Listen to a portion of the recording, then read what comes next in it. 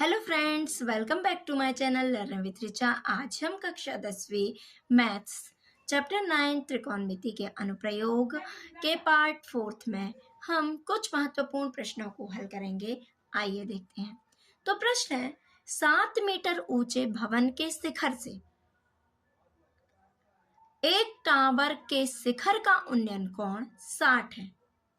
तो यह किस किस की बात हो रही है? भवन की और टावर की। ठीक, इसके पाद का अवनमन कोण 60 है। तो टावर की ऊंचाई ज्ञात कीजिए। तो भवन और टावर में कौन ऊंचा होगा? टावर। ठीक है ना। तो ये है टावर। ए बी क्या ले लिया हमने? एक टावर। ठीक है ना। भवन ये ले लिया सी डी, एक भवन। ठीक, तो ये हो गया भवन सी डी। 7 मीटर ऊंचा है, ये हो गई इसकी ऊंचाई। 7 मीटर ऊंचे भवन के शिखर से, यह है भवन का शिखर से टावर के शिखर का उन्नयन कोण, यह है टावर के शिखर का उन्नयन कोण। ठीक, कितना है? भवन के शिखर से, यह है भवन का शिखर, यह है टावर के शिखर, है ना। भवन के शिखर से एक केबल टावर के शिखर का उन्नयन कोण क्या है? 60 अंश। और इसके पाद का अवनमन कोण, मतलब किसके? टावर के, है ना। टावर के पाद का अवनमन कोण ये हो गया। ठीक, ये है अवनमन कोण। अवनमन कोण भवन से कहाँ देख रहे हैं हम? नीचे, टावर के निचले सिरे को देख रहे हैं, है ना। अवनमन कोण कितना है? 45 अंश है। कितना है? 45 अंश। ठीक, ये है अवनमन कोण। तो टावर की ऊंचाई ज्ञात कीजिए। हमें क्या निकालनी है? टावर की ऊंचाई h। यह हो गया। ए बी एक टावर, सी डी भवन, यहाँ इसको दे देते हैं ई। ठीक, तो सी डी जितना है उतना क्या हो जाएगा? B E. तो बी ई कितना हो जाएगा? ये 7, तो ये भी 7। जब ये 45 है तो ये भी क्या हो जाएगा? 45 हो जाएगा, है ना। जब दो समांतर रेखाओं को एक तिर्यक छेदी रेखा काटती है तो एकांतर कोण क्या होते हैं? बराबर होते हैं। तो ये भी क्या हो जाएगा? 45 हो जाएगा। ठीक, ये हो गए। अब देखते हैं। तो आप लिखेंगे, माना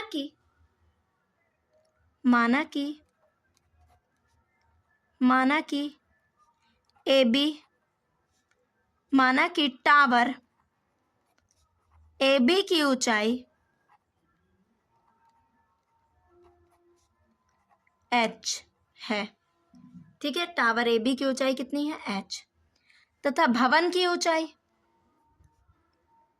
भवन सी डी की ऊंचाई कितनी है? 7 मीटर। तो देखिए, सी डी बराबर क्या हो जाएगा? बीई। सी डी बराबर बीई बराबर 7 मीटर। ठीक, अब ये टावर के शिखर का उन्नयन कोण कितना है? कोण ए सी ई बराबर 60 अंश। ए सी ई बराबर 60 अंश। ठीक है ना। और कोण ई सी बी बराबर कोण क्या हो जाएगा? डी बी सी बराबर 45 अंश। ये भी बराबर होंगे। ठीक है ना। अब यह हो गया। अब देखते हैं, ए ई बराबर क्या हो जाएगा? ये पूरी कितनी है? h। तो ये क्या हो जाएगी? h ऋण 7। h ऋण 7। तो ए ई बराबर क्या हो जाएगा? h ऋण 7। ठीक है ना। ये पूरा क्या है? h, ये 7, तो ए ई बराबर क्या हो जाएगा? 7। अब समकोण त्रिभुज क्या ले लीजिए? ए ई सी में। ठीक, या पहले ये ले लीजिए क्योंकि ये पता चल जाएगा आधार। ठीक, क्योंकि यहाँ तो एच भी नहीं पता, ये भी नहीं पता, तो पहले अपन यहाँ कर लेते हैं, ये वाला त्रिभुज ले लेते हैं क्या, BDC, समकोण त्रिभुज BDC में क्या पता है, ये लंब, ये आधार, तो कौन सा त्रिकोणमितीय अनुपात लगेगा, 10 है ना, तो 10 45 बराबर लंब क्या है CD, आधार क्या है BD, CD का मान 7, BD का मान नहीं पता, 10 45 1 होता है, तो BD बराबर क्या हो गया 7 मीटर। ठीक, अब हम ये वाला समकोण त्रिभुज ले लेते हैं,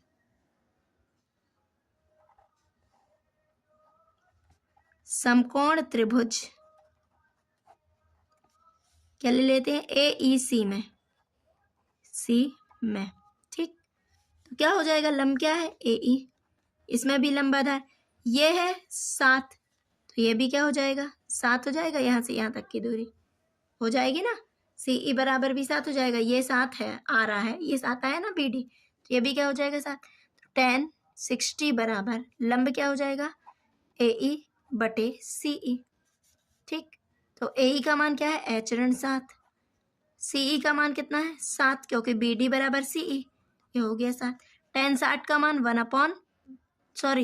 √3, 10 60 का मान √3, फिर क्या हो गया 7 √3 बराबर h - 7, 7 √3 + 7 बराबर h, क्या कॉमन 7, √3 + 1 बराबर h, क्या हो जाएगा, या h बराबर 7 √3 + 1 मीटर।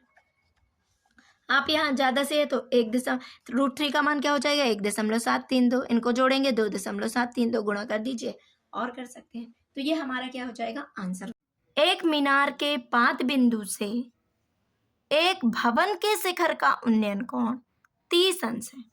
तो यहाँ बात किसकी हो रही है, मीनार और भवन की, तो कौन ऊंचा, मीनार ऊंची या भवन, तो मीनार ज्यादा ऊंची रहेगी, ये हो गई मीनार, और ये क्या हो गया भवन। ठीक, तो हमने AB मीनार मान ली और CD क्या मान लिया भवन। मीनार के एक पाद बिंदु से, तो मीनार का ये है निचला सिरा पाद बिंदु से भवन के शिखर का उन्नयन कोण, ये है भवन। ठीक, तो भवन के शिखर का उन्नयन कोण कितना है, ये हो गया कितना 30 अंश, कितना हो गया 30 अंश, तथा भवन के पाद बिंदु से, यह है भवन के पाद बिंदु से मीनार के शिखर का उन्नयन कोण, यह है मीनार के शिखर का उन्नयन कोण कितना है 60 अंश। मीनार की ऊंचाई कितनी दी हुई है 50 मीटर, ठीक है ना, कितनी दी हुई है 50 मीटर। तो भवन की ऊंचाई ज्ञात कीजिए, हमने h मान ली, तो आप लिखोगे माना कि AB एक मीनार है व CD एक भवन है, AB एक मीनार है व CD एक भवन है, CD एक भवन है, ठीक है ना। तो मीनार की ऊंचाई कितनी है, AB बराबर 50 मीटर, ठीक, और CD बराबर क्या मान लिया h, ठीक है। मीनार के शिखर का उन्नयन कोण कितना है, कोण ADB ये वाला कोण बोल रहा है ना। भवन के पाद बिंदु से मीनार के शिखर का उन्नयन कोण, भवन ये है निचला सिरा, इससे किसके मीनार के शिखर का उन्नयन कोण कितना है 60 अंश, तो कोण ADB बराबर 60 अंश, ठीक है, ये हो गया। अब तथा क्या दिया हुआ है, भवन के शिखर का उन्नयन कोण कितना है, तो ये हो जाएगा कोण CBD बराबर 30 अंश। तो अब ये देखिए ये क्या बन गया समकोण त्रिभुज, यहाँ भी क्या बन गया, ये भी समकोण त्रिभुज यहाँ, ठीक। तो एक ये बड़ा वाला समकोण त्रिभुज क्या है, समकोण त्रिभुज ABD में, ये हो गया ABD में, ठीक है ना। तो क्या हो जाएगा, ये लंब ये आधार। ठीक, तो लंब क्या है, लंब आधार किस में होता है, tan में, tan 60, ये है त्रिकोणमितीय अनुपात, ये theta, at B, tan 60 बराबर लंब ए बी बटे बी डी। tan 60 का मान कितना होता है, √3 बराबर ए बी बटे बी डी। तो क्या हो जाएगा, बी डी, ए बी का मान कितना है 50 बटे बी डी, तो बी डी बराबर क्या हो गया 50 बटे √3। ठीक, इसको दे देते हैं इक्वेशन फर्स्ट। अब कौन सा समकोण त्रिभुज बचा, ये छोटा वाला सी डी बी में समकोण त्रिभुज सी डी बी में क्या हो जाएगा, tan 60, नो क्या हो जाएगा सी डी बी, तो न्यून कोण ये देखिए यहाँ पर क्या है न्यून कोण 30, tan 30 बराबर लंब क्या हो जाएगा, ये वाला ले रहे हैं छोटा वाला सी डी बटे बी डी।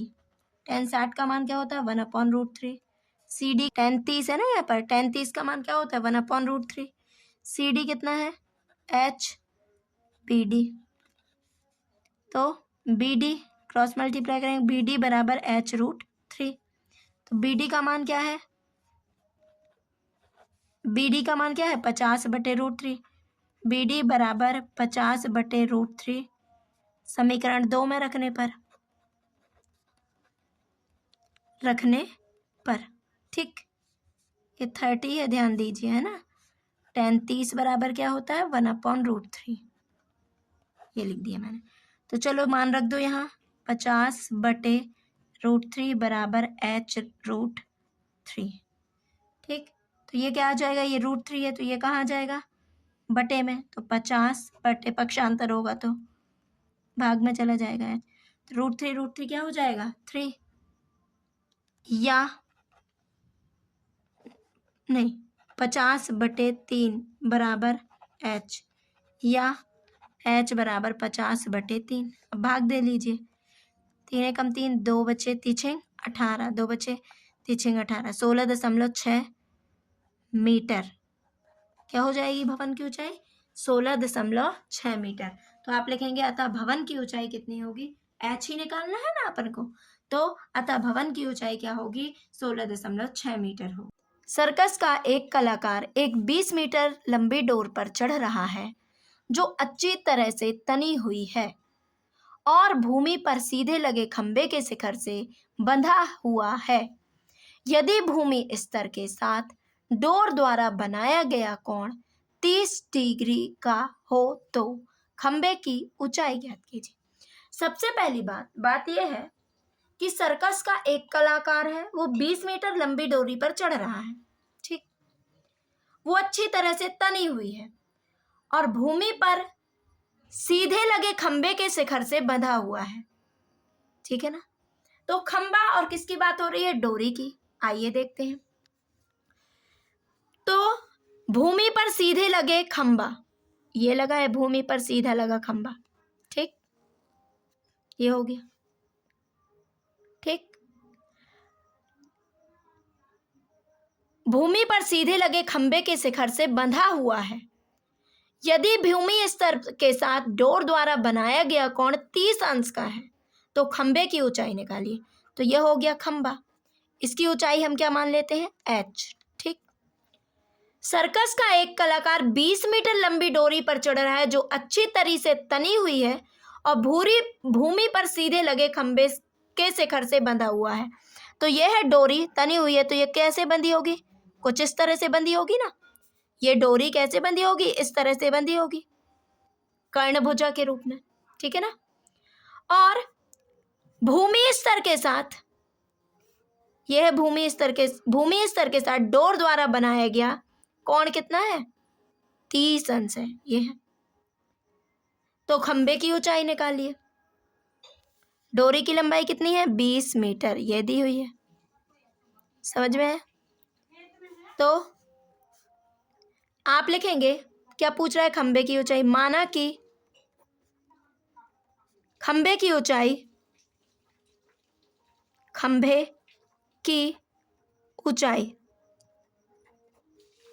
ए बी बराबर क्या, एच। डोर की लंबाई ए सी बराबर कितना हो गया, 20 मीटर। कोण ए सी बी बराबर 30 अंश। ठीक, तो क्या हो जाएगा, समकोण त्रिभुज ए बी सी में। अब ये देखिए, ये क्या भुजा दी हुई है, लंब, और ये कौन सी भुजा है, कर्ण। तो लंब और कर्ण कौन से त्रिकोणमितीय अनुपात में होता है, ठीक है ना। इसे हमें निकालना है, ये दिया हुआ है, तो किस त्रिकोणमितीय अनुपात में होता है, साइन। किस में होता है, साइन। तो साइन 30, लंब क्या है, लंब बटे कर्ण, तो ए बी बटे ए सी। लंब का मान कितना है, एच। ए सी का मान कितना है, 20। तो साइन 30 का मान क्या होता है, बताइए जरा, 1/2 लिख दीजिए, चूंकि साइन 30 इक्वल टू 1/2। तो क्या हो जाएगा, ये 20 यहाँ आ जाएगा, 20/2 बराबर एच। 2 एकम 2, 2 इदम 20, 10 बराबर एच, या एच बराबर 10 मीटर लिखेंगे आप। अतः खंबे की लंबाई 10 मीटर है, और आंसर हो जाएगा क्या, 10 मीटर। भूमि से 60 मीटर की ऊंचाई पर एक पतंग उड़ रही है। भूमि से 60 मीटर की ऊंचाई पर एक पतंग उड़ रही है। तो पतंग में लगी डोरी को अस्थायी रूप से भूमि के एक बिंदु से बांध दिया गया है। भूमि के साथ डोरी का झुकाव 60 अंश है। यह मानकर कि डोरी में कोई ढील नहीं है, तो डोरी की लंबाई ज्ञात कीजिए। देखते हैं, सबसे पहले भूमि से 60 मीटर की ऊंचाई पर क्या उड़ रही है, एक पतंग। क्या उड़ रही है, पतंग। ये है, तो कितने मीटर की ऊंचाई पर उड़ रही है पतंग, 60 मीटर की ऊंचाई पर। ठीक है, पतंग की ऊंचाई कितनी है, 60 मीटर। कितनी ऊंचाई पर उड़ रही है, 60 मीटर की ऊंचाई पर। ये हो गया। डोरी की लंबाई, तो डोरी क्या होगी, कुछ इस तरह से बंधी होगी ना डोरी, तो डोरी की लंबाई। भूमि के साथ डोरी का झुकाव कितना है, यह भूमि के साथ डोरी का झुकाव 60 अंश। तो डोरी की लंबाई ज्ञात कीजिए। हमें क्या ज्ञात करनी है, इसको सी दे दीजिए। ये ज्ञात करनी है डोरी की लंबाई ए सी। तो लिखेंगे आप, माना कि डोरी की लंबाई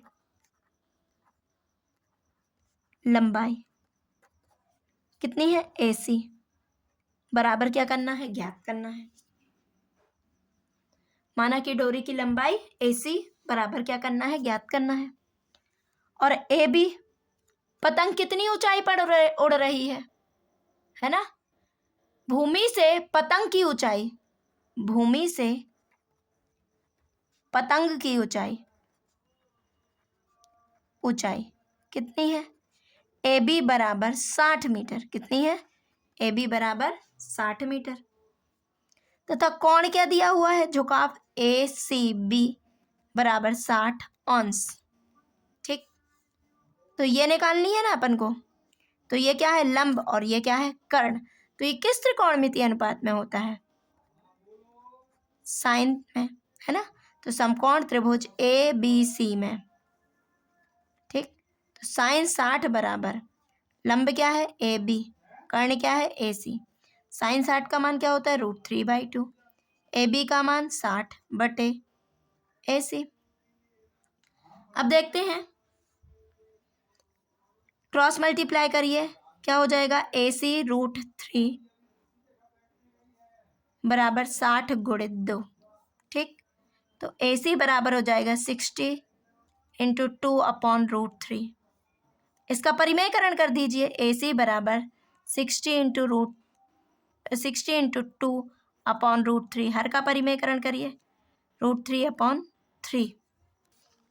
तो 60 गुणित 2 गुणित √3, √3 क्या हो जाएगा, 3, 3 एकम 3, 3 दूनी 6, 20 दूनी 40, √3 जाएगी। डोर की लंबाई क्या हो जाएगी, अतः डोरी की लंबाई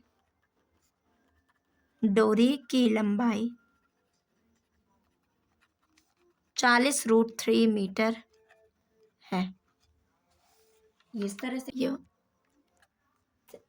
यदि आपको मेरे द्वारा पढ़ाया हुआ समझ में आया तो प्लीज़ फ्रेंड्स मेरे चैनल को ज़्यादा से ज़्यादा लाइक शेयर एंड सब्सक्राइब कीजिए। Thank you for watching.